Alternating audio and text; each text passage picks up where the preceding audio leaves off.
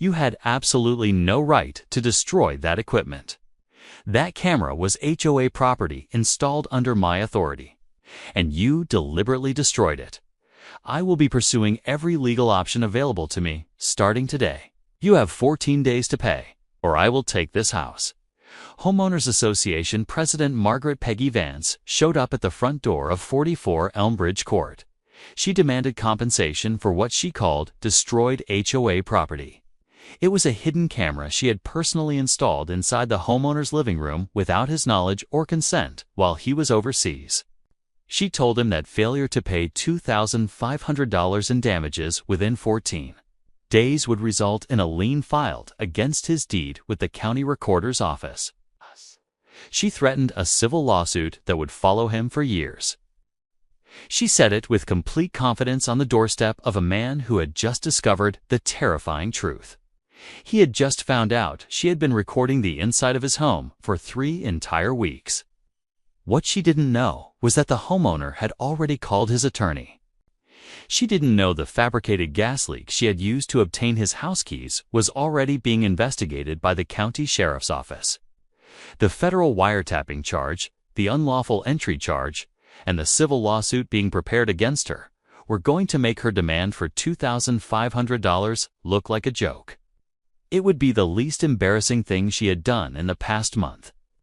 Nathaniel Brooks, 39, a supply chain manager for a logistics firm based out of Columbus, Ohio, lived at 44 Elmbridge Court. He had lived in the Maplewood Estates subdivision of Dublin, Ohio, for 3 years. Maplewood Estates sat in Franklin County. It was a middle-class neighborhood of brick-front homes. It had wide, clean sidewalks and was the kind of quiet street where people knew their neighbors well enough to trust them with a spare key. Nathaniel had bought his home after years of renting. He had maintained it perfectly, without complaint or incident, from the very day he moved in. He was organized, methodical, and not the kind of man who forgot where he put things or left serious situations unresolved. His relationship with Peggy Vance had been contentious from almost the beginning. Peggy, 55, had been the HOA president of Maplewood Estates for 7 years. She had developed a particular focus on Nathaniel that went way beyond standard enforcement. In his 3 years on Elmbridge Court, she had filed numerous violation notices. She cited his property for grass length, driveway cracks, a garden hose left coiled on the side yard, and a motion sensor light she falsely claimed was too bright. None of the fines had any solid bylaw basis. Nathaniel had meticulously contested every single one in writing without paying $1 of them. This had made him, in Peggy's estimation, the most non-compliant resident in Maplewood Estates. In his estimation, he was just the only one paying close enough attention to know when she was lying. In late June, Nathaniel traveled overseas for a work assignment expected to last 4 weeks. Before leaving, he handed his spare key to his trusted neighbor, Arthur Sterling, at number 46. Arthur was a retired school teacher who had lived on Elmbridge Court for 11 years. Nathaniel trusted him without question. He told Arthur the key was for emergencies only. He left for the airport feeling completely settled about the arrangement. 10 days into his trip, his phone suddenly rang. It was Arthur. There had been a panicked call from Peggy Vance warning of a potential gas leak at 44 Elmbridge Court. She said HOA maintenance needed immediate access to check the property. Arthur, acting in good faith and genuinely concerned for the house, had handed over the key. By the time Nathaniel called the gas company directly to verify the report, he found the truth. There was no record of any leak detection or service call on Elmbridge Court. None at all. Nathaniel filed a note in his phone, finished his trip, and came home. Before we go further, what city or country are you watching from? Drop it in the comments. We love seeing where you're tuning in from. And if you believe that fabricating an emergency to secretly enter someone's home is a massive violation of trust, hit that like and subscribe button and join us here on HOA Unhinged. Nathaniel came home from his overseas trip on a Thursday evening, unpacked, ate, and went straight to bed. The house felt normal. Nothing looked out of place. He spent the first few days back, settling into his routine, going to work, and checking his mail. He caught up on everything he had missed while he was away.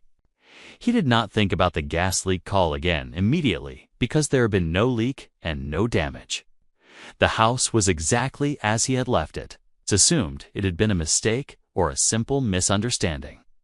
He let it sit at the back of his mind while he got back to his regular life. It was 6 days after he returned home that he finally found it. He was rearranging some books on the shelf in his living room on a quiet Sunday evening. He noticed something that did not belong. It was a small device tucked behind a decorative item on the third shelf.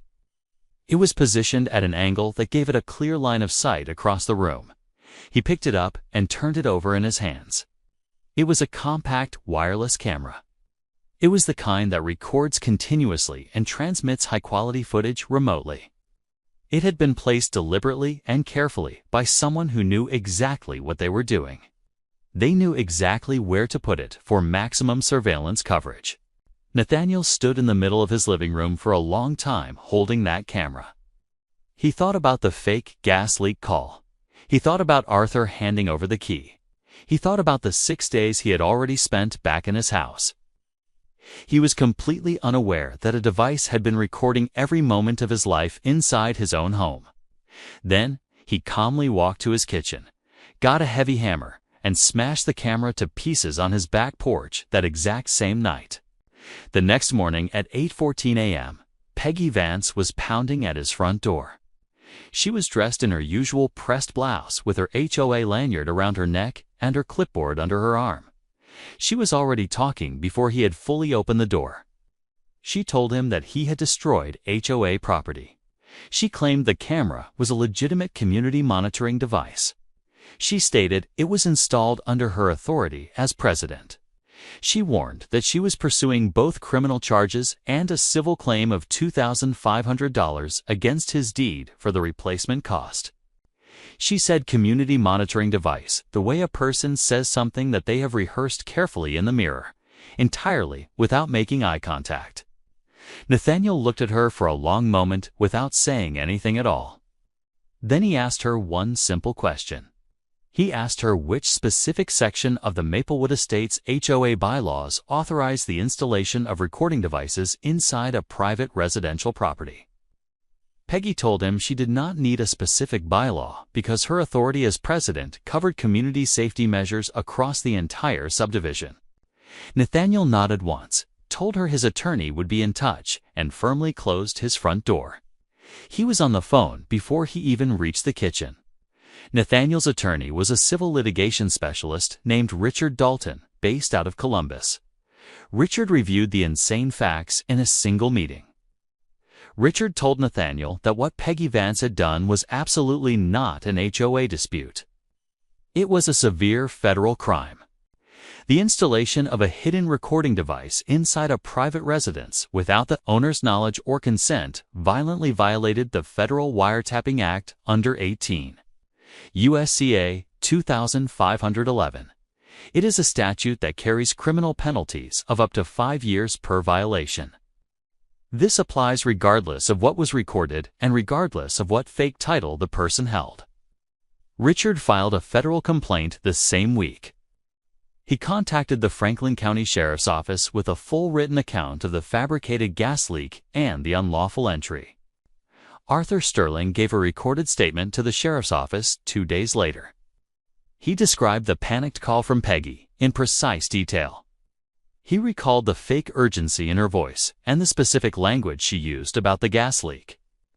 He explained how she assured him HOA maintenance needed immediate access to protect the property.